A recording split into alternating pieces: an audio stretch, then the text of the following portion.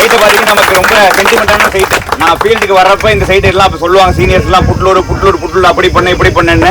அந்த புட்லூர்ல இப்ப நம்ம சைட்டு போட்டிருக்கோம். ரொம்ப சைட்டு ப்ரீ லான்ச்சுக்கு முன்னாடியே புக் ஆன சைட்டு முன்னாடி புட்லூர் போட்டப்ப அது நியர் பையே போட்டிருக்கோம். ஸோ எதுக்கு சொல்றேன்னா இந்த சைட் எப்படி வந்துச்சுங்கிறத பாத்துக்குங்க. நானும் பெரியப்பாவும் சைட்டுக்கு நிறைய போறோம். நைட்டு ஒரு 7 மணி 8 மணிக்கு.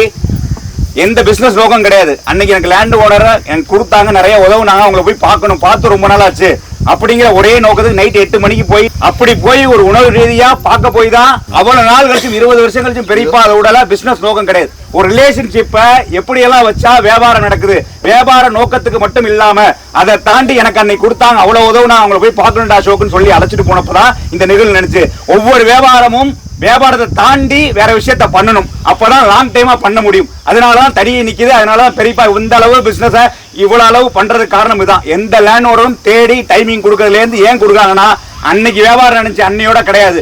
அந்த ரிலேஷன்ஷிப் பிசினஸ் நடக்கல அன்னைக்கு நடந்தது நினைச்சு பார்த்து பண்றோம்ல, அதுதான் தனியோட வெற்றி, அதுதான் நம்மளோட வெற்றி. அந்த வெற்றியை நீங்க எல்லாமே பண்ணணுங்கிறதான் உங்களோட ஆசை. நீ உங்களோட கஸ்டமர்ட்டையும் உங்களோட மார்க்கெட்டையும் எந்த ஒரு தருணத்தையும் விடாம உங்கள்கிட்ட ரிலேஷன்ஷிப் வைங்க. பிசினஸ் அட்டகாசமா நடக்கும். நன்றி, மகிழ்ச்சி.